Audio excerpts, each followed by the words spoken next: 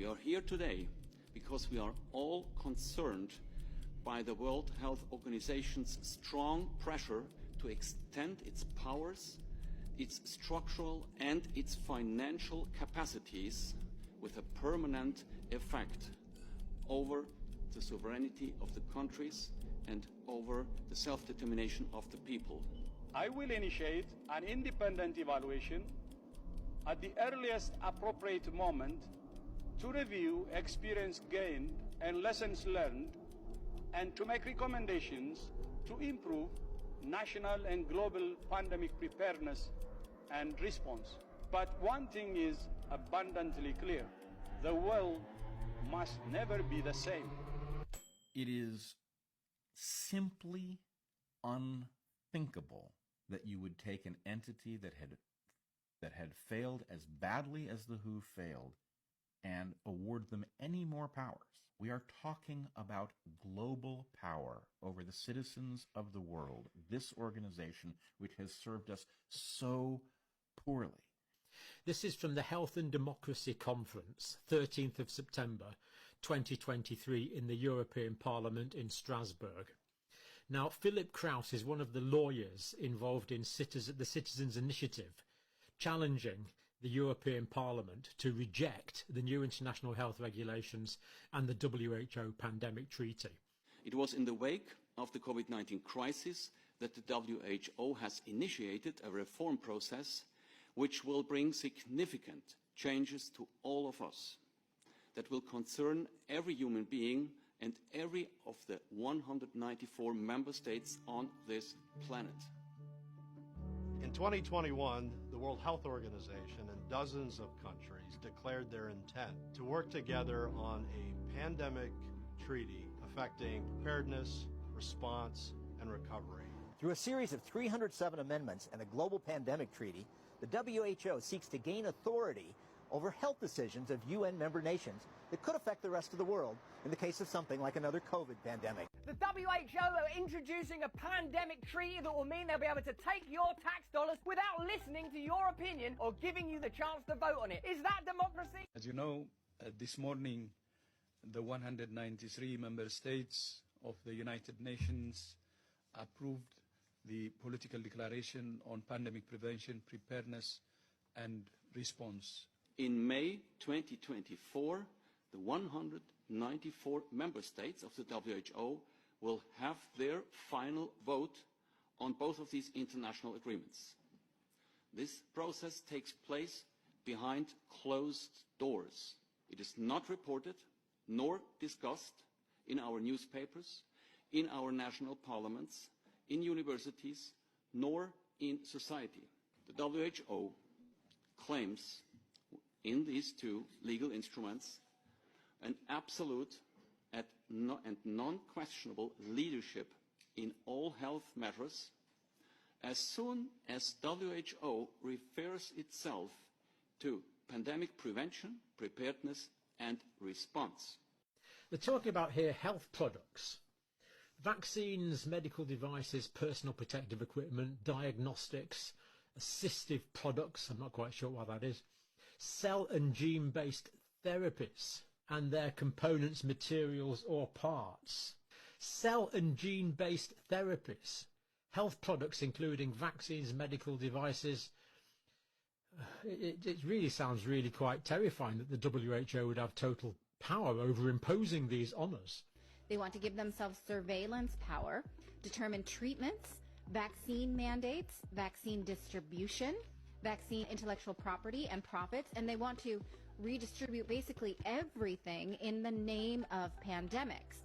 How is the declaration, the pandemic declaration approved today, how is it binding? And if we look through other parts of the treaty, we can see here that this is what they've done quite often. Here all they've done is simply cross out non-binding. So instead of used to mean non-binding advice, now it means binding advice. This is why this political declaration, as Dr. Tedros said, is historic and very important for the ongoing negotiation in Geneva, who will be binding to members. WHO will have the right to not only declare recommendations made by several experts, but also to impose on the people of this planet or only to a certain region all kinds of restrictions, access restrictions, lockdowns, surveillance, and experimental treatments. And we just look through it. So, for example, here they've crossed out this part, with full respect for the dignity, human rights and fundamental freedoms of persons. Why on earth would we have a WHO treaty where you take out a clause that says the implementation of these regulations shall be with the full respect for the dignity, human rights and fundamental freedoms of persons? Why would you cross that out? We have never before in history, in 5,000 years of recorded human history, we've never seen this level of authority given to an international global body. Those supporting this authority for the WHO, such as top advisor Dr. Abdullah Asiri, say it's necessary to protect the world's population, even if it means restricting some of their liberties. The world, however, requires a different level of legal mandates, such as the pandemic treaty, to navigate through a particular pandemic, should one occur, and it will. Prioritizing actions that may restrict individual liberties, mandating and sharing of information, knowledge and resources, and pandemic control efforts are all necessary during a pandemic. It shall be granted the power of a massive self-authorization whenever it claims to act under this purpose. Animals' health, ecosystem, concerns about the level of CO2, and of course human health can give rise to permanent measures and even to a public health emergency, to a pandemic called out and declared by the WHO. We're in danger of forgetting how important this is, and we need to recommit to pandemic preparedness, because we will not forget. We will learn the lessons, and we will move forward with an accord. We will move forward with pandemic preparedness. We will improve surveillance systems. We will take a One Health approach and manage the ecosystem we inhabit this planet. We inhabit this planet with the animals, with the plants, and we're putting this planet under pressure, both in terms of climate and in terms of the ecosystem. There is no mechanism foreseen that will allow the people or the member states to challenge the assessment of WHO, whether it is the WHO's assessment about a public health emergency, or their assessment with respect to certain measures, or when it comes to the imposing of a regime for what they call vaccination, as experimental as it might be. There will be simply no stop button for none of the member states, and not, of course not, for us, the citizens. And top backers of this United Nations move do say speed is of the essence. And I wish to stress, from our perspective, the quicker we can come together, the sooner we will all be safe. Some in Congress oppose this move to further empower the WHO. They've proposed legislation that would deem it a treaty. A treaty would require Senate approval. I've read the treaty. I'm concerned about it. Article 4 pays lip service to sovereignty.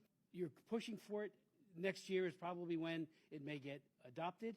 Will it be sent to the Senate for ratification, or are you planning on using the executive agreement, which I think is a terrible way to do things? It is a matter and a duty for all citizens now to impose the pressure towards their public representatives, political representatives, to make sure that the politicians, the political representatives, understand that they go on beyond of their entrusted vote they can use.